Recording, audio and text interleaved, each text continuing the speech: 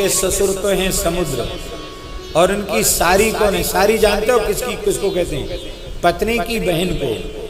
तो लक्ष्मी जी की बहन है दरिद्रा, और महाराज ये ज्येष्ठा हैं। लक्ष्मी जी से पहले दरिद्रा का जन्म हुआ। लक्ष्मी जी बोली हम ब्याह तो कर लेंगे आपसे, पर हमारी बड़ी बहन का पहले ब्याह हो, और नहीं तो शास्त्र मर्यादा का उल्लंघन हो जाएगा। अब दरिद्रा के साथ ब्याह करने के लिए कोई राजी नहीं, कोई राजी नहीं। दरिद्रा का वर्ण कौन करे? महर्षि उद्दालक ने कहा हम वर्ण करेंगे। अरे आप दरिद्रा का वर्ण करेंगे? बोले चाहे जो संकट आवे दरिद्रा के वर्ण से, हमारा संबंध भगवान के साथ हो जाएगा, हम भगवान के साढ़ू हो जाएंगे। हैं? भगवान का जो कुछ होगा सो होगा, पर साढ़ू तो हो जाएंगे भगवान के कि नहीं? तो उद्दालक के साथ दरिद्रा जी का विवाह हुआ।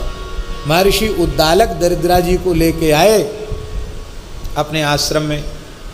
बोले हम भीतर नहीं घुसेंगे। क्यों? बोले वहाँ वेद पाठ हो रहा है, यहाँ स्वाहा स्वाहा वसट ये सब हो रहा है, यहाँ गौशाला है, यहाँ अभिषेक हो रहा है, अर्चन हो रहा है, यहाँ हम नहीं रह सकते। समझ गए? आप नहीं समझे? दरिद्रा वहीं रहती है जहाँ कथा कीर्तन उत्सव महोत्सव न हो, ऊट पटांग खाना पीना, वहाँ दरिद्रा रहती है। आपका तो बहुत पवित्र, यहाँ मैं नहीं रह सकती। बोले अब ब्याह करके आई हो, रहना तो इसी में पड़ेगा। बोले नहीं हम नहीं रह सकते, आप ये सब या तो बंद करवा दो, भोज भंडारा उत्सव महोत्सव कथा कीर्तन सब बंद करो। बोले ये तो देवी बंद नहीं होगा, हम कहाँ रहें? तो पीपर के नीचे बिठा दिया। बोले तुम यहाँ रहो, समय समय पे हम तुमसे मिल लेंगे, यहीं बैठो पीपर के नीचे। तो रविवार के दिन पीपल के नीचे दरिद्रा को बिठाया था, इसलिए रविवार को पीपल का स्पर्श नहीं करना चाहिए, ऐसा ग्रंथों में लिखा है। और दरिद्रा जी रोने लगी, रोते रोते पूरा रविवार रोई, सोमवार रोई, मंगलवार रोई, बुधवार रोई, बृहस्पतिवार रोई, शुक्रवार रोई। अब शनिवार को लक्ष्मी जी बोली, नारायण भगवान से बोले मेरी बहन बहुत रो रही है बेचारी अकेली बैठ के, चलो सांत्वना दे हमें। तो शनिवार को लक्ष्मी जी के सहित नारायण भगवान पीपल के नीचे पधारे, उसको सांत्वना दिया। बोले कोई बात नहीं, उद्दालक भी ऋषि भी मेरा स्वरूप हैं और पीपल भी मेरा ही स्वरूप है, तुम पीपल रूप से मैं तुम्हें अंगीकार करूँगा, तुम यहाँ निवास करो। जो पीपल का स्पर्श शनिवार को करेगा, पीपल की परिक्रमा करेगा, स्पर्श करेगा, उसको सैकड़ों जन्मों में भी कभी दरिद्रता का दुख नहीं भोगना पड़ेगा। शनिवार को पीपल का स्पर्श अवश्य करना चाहिए, स्नान आदि करके पीपल को प्रणाम, पीपल की परिक्रमा। परम पूज्य श्री रमण रेती वाले महाराज जी के बारे में हमें जानकारी है कि कथनचित वे भारत के बाहर किसी देश में हैं और वहाँ पीपल उपलब्ध नहीं है, तो शनिवार के पहले देश में आकर पीपल का स्पर्श करके तब चले जाएंगे। पर पीपल प्रत्येक शनिवार को पीपल का पूजन स्पर्श वो अवश्य करते हैं।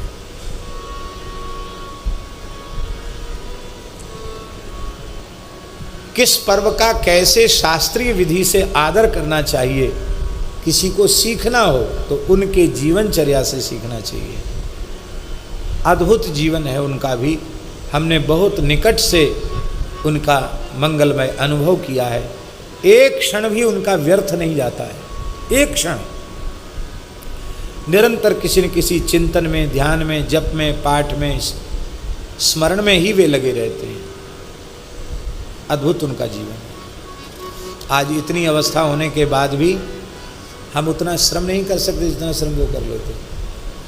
12 मास 2:30 बजे रात को उठते हैं और उसमें ये बहाना नहीं चलता कि आज 11 बज गए, 12 बज गए, अब तो समय ही नहीं रहा सोने का। 2:30 बजे तो उठने नहीं तो नियम नहीं होगा। फिर भले ही दिन में कहीं कैंसिल कर देंगे, दिन में थोड़ा विश्राम कर लेंगे, रात्रि को 2:30 बजे उठना मतलब उठना। आज भी अपने हाथ से अर्चन पूजन आदि सब करते हैं।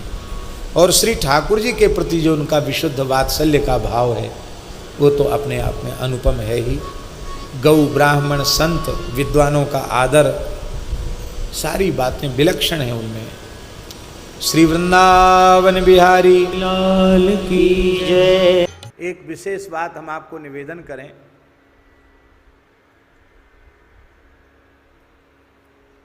पूरे संसार में जितनी अधिक पूजा हनुमान जी की है, उतनी अधिक पूजा दुनिया में किसी देवता की नहीं है। छोटे से छोटे गांव में आपको शंकर जी भले ही न मिलें, देवी जी न मिलें, राम जी कृष्ण नारायण का मंदिर न मिले, हनुमान जी का मंदिर मिल जाएगा। क्यों? हनुमान जी को मूर्ति बनाने की भी जरूरत नहीं है। एक कोई शिला ले लो और उसी में सिंदूर पोत दो, लगा दो, चढ़ा दो, और हो सके तो 2 आंख उसमें चिपका दो। बस जय जय जय हनुमान गोसाई, कृपा करो गुरुदेव की नाई, वही हनुमान जी प्रकट।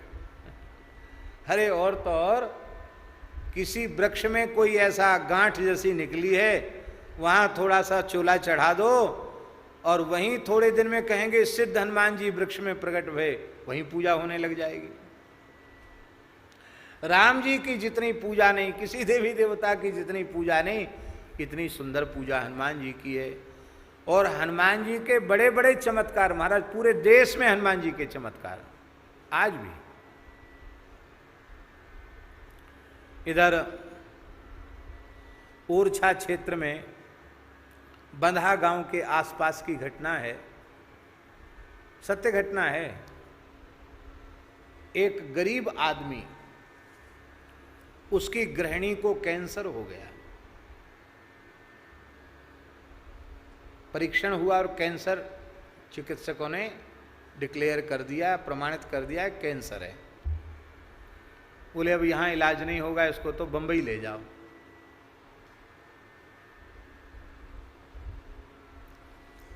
अब वो आदमी इतना गरीब था, उसने अपने मन में विचार किया कि हम अपना मकान और खेत सब बेच दें, अपने घर को ही बेच दें और अपने आप को भी बेच दें, तो भी इतना पैसा हमारे पास नहीं आ सकता है कि मैं गरीब आदमी अपनी पत्नी का इलाज करा सकूं। तो जंगल में आज भी वो हनुमान जी हैं। वहां महाराज बिठा दिया अपनी पत्नी को सामने, खुद भी वहीं बैठ गया। घोर जंगल महाराज, पलास का जंगल, वहीं बैठ गया। बोले अब तो बस मरना है, यहाँ धरना दे करके मरना है। हनुमान जी बब्बा के दरवाजे पे मरेंगे। बैठ गया वहीं। बैठे बैठे कई दिन हो गए, शायद 3-4 दिन हो गए। तो हनुमान जी ने स्वप्न में उसको दर्शन दिए। बोले देखो तुम छोड़ो, हट छोड़ो। बोले नहीं नहीं महाराज, हमारी पत्नी ठीक होनी चाहिए। तो हनुमान जी बोले कि यहाँ जंगल की जो पत्ती है ना, वो हमारे इस स्थान पर जिसको भी तुम घोट के पिला दोगे, उसका कैंसर खत्म हो जाएगा, हो जाएगा खत्म। तुरंत उसने पत्ता घोटा पत्थर पे और पत्नी को खिलाया। महाराज पिलाते ही पत्नी स्वस्थ हो गई। आखिरी स्टेज का कैंसर था, मरणासन्न थी। अब चिकित्सा इसलिए शुरू नहीं हुई थी कि ताकत ही नहीं थी कि कीमो वीमो ये सब शुरू हो, ये सब हुआ नहीं था। वो ठीक हो गई। अब जब उसको दिखाया गया तो उसने भी एकदम ठीक, स्वस्थ।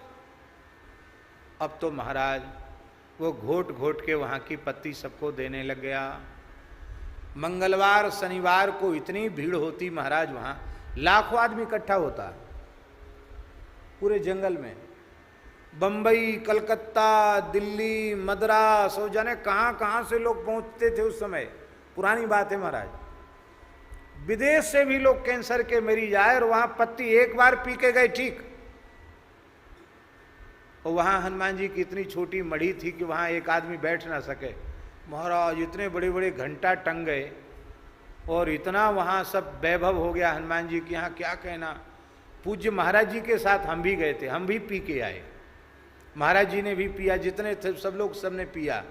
तो उसमें यह था कि जो पी लेगा उसको कैंसर होगा तो खत्म हो जाएगा, और जो पी लेगा उसको जीवन में कभी कैंसर नहीं होगा। लो ये और गारंटी।